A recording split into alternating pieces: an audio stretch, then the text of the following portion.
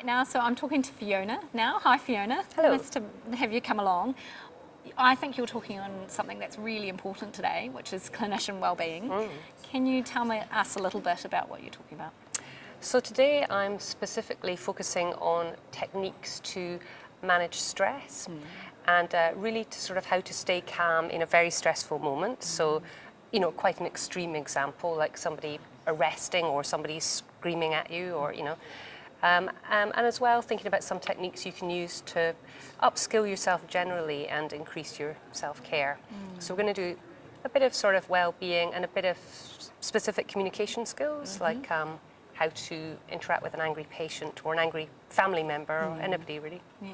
So those really stressful moments where it feels like everything's suddenly in a big panic, what kind of things do you suggest that people use, or what tools do you think you have to offer for people in those situations? I mean, we've all been in those situations at work and not at work, and as you know, sometimes in those situations it's quite hard to think at all. It's almost like you're frozen, and we've probably all had that experience. But there's physical things to do and psychological things to do. So the physical things are the first things to do, I think, to be very grounded, and to breathing's your best friend. So diaphragm breathing, you know, a slow breath out is your first thing to do in the middle of any emergency. Some people find it easier to breathe out through their mouth when they're doing that. So we'll be doing a practice of diaphragm breathing in our session. We could do some singing. You have to do diaphragm breathing for singing. But so I think breathing is, and also if you're standing, to feel very grounded. So it sounds sort of quite strange, but you can visualize that you're a tree and you've got roots, so you feel yourself very strongly against the floor. So, you know, instantly when something happens, to breathe out and feel yourself grounded can be very useful. So that's the physical stuff to immediately do.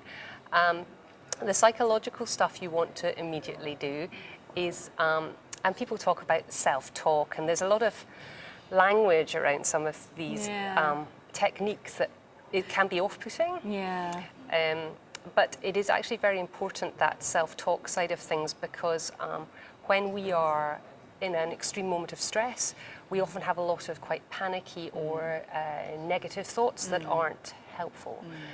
And what you want to do is replace them, if you can, or override them with thoughts about you're in control, you've got this, you can do this, you've had training to do this, you know. So, you know, some techniques talk about sort of just letting the negative thoughts be there and turning your focus to the positive thoughts. I was reading some stuff about soldiers, and in some army training techniques, they actually train soldiers to have louder positive thoughts that sort of shout over the top of their negative thoughts, a bit like the sergeant major of CBT. Training or something, you know. So they know the negative thoughts are there. They're not trying to say, oh, they don't exist. No. They're just saying, right, this is the more positive the more side. where I'm tuning into it, it's going to talk over the top. So that sort of, you can do it, and you know. So I think that's the two things: the physical and the psychological in the moment. Yes. But as well as that, there's a lot of techniques you can learn at home, practice to make yourself even better. You know, because you can improve with these skills. Yeah, before you're in a big stressful situation. Because you're going to be in a stressful situation, we all are. So those kind of skills, where do people go and what do they do to learn this stuff? Well, I think it depends what sort of things you're wanting to learn, but if you're interested in learning specific techniques to decrease your stress response in the moment, I think one of the most useful people that teaches a lot of those skills is a GP, actually an ex-GP from the UK, called Dr. Anne Williamson, and she's got a website just called Dr. Anne Williamson, and without an e.co.nz, and she is a GP, or she was for years, and she's done a lot of self-hypnosis. She was head of the British Hypnosis Society for Doctors and NLP, and she has taken a lot of these techniques and put them into a very short book, and on her website she's got them all on there. And she has some audio files that you can download to actually practice the techniques. Yes. You know, because you need to actually practice them, not just read about them. You can't just read it and go, oh, that'll be fine. No. So you're training your brain. I mean, basically, you're training yourself. So an example would be So I use self-hypnosis, which is one of those techniques. But you basically would do a sort of relaxation exercise where you are imagining you're in a very relaxed place, Yes. and how it smells and how it sounds, and while you're there, your physiological state will be very calm. Yes.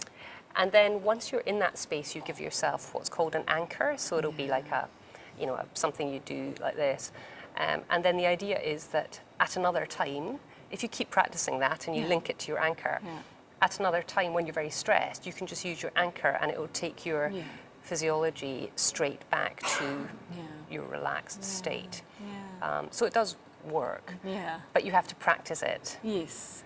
And I can see that being useful for clinicians, obviously with their professional sense, also in a personal sense, and medical students or anyone who sits examinations, things like that. Oh yes, absolutely. And with medical students now, we have a big health and wellbeing curriculum in the medical school at Auckland, and called Safe Doctors, and we teach these techniques. So we teach we expect all the year 2 students to learn these sorts of techniques, and we teach mindfulness and attention training, and we teach them to sort of spot their early warning signs of stress and to reduce their stress response. You touched on mindfulness. I know that a lot of people are looking at ideas behind mindfulness at the moment. What kind of techniques or places can people look if they're wanting to learn something like that? I mean, I think there's a lot written about mindfulness, and there's quite a lot of misunderstanding about it as well. But it's basically just a state of mind where you're choosing to put your attention in the present moment, and that's useful for all sorts of things. And well-being is one of the things that it's useful for. So in order to get to be able to do that easily, you need to do mindfulness practice or meditation. So you can either do just short training every day, or a few times a week. And often apps are the best things for those, like Headspace is one of the best known ones. But we have some short mindfulness training exercises on the Calm website that we made. Or you can do an 8-week course is the standard one, so MBSR courses, you can find them all over the country. Or there's books you can read. Monash University's got a whole lot of resources, so if you Google mindfulness at Monash, there's a whole lot of useful information there as well.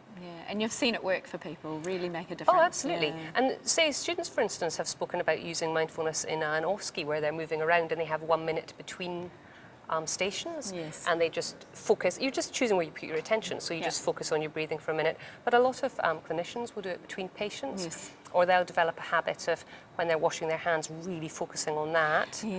So it stops you ruminating about past things that have happened, or anticipating and worrying about future things that might happen. And so it sort of stops that all happening while you zone in on something else. So it can be quite a simple thing, like looking out the window at a tree, but you're actively looking at it. So that's really why it is all about attention training. And if you do it for a few weeks, if you practice these exercises, you will actually increase that bit of your brain. So if you had a brain scan done before and after, because our brains are plastic, and you can actually develop the capacity to get really focused about where you put your attention. Very useful if you're trying to study as well. Yeah, absolutely. You mentioned earlier about the communication with an angry patient. And I think that's really, I'm sure everyone here has come across some situation where it's been like that before. What tips do you have? So angry patients, I mean, there's a model that we often use with Connect, where I work outside the university, which is called the Rebels model. And really the first bit of all, it's about recognizing that person's angry and recognizing your own response to anger so that you stop your automatic response. And empathy is your best friend, so reflecting feeling is really important. So the first whole bit about anger really is just standing there and listening really carefully, and obviously taking it seriously, but really listening to why that person's angry, and not saying anything until you can understand what it is that they're so furious about. And then after that, the best thing really to do is to say something about acknowledging they're angry and why, but it has to be in a very genuine, connected way.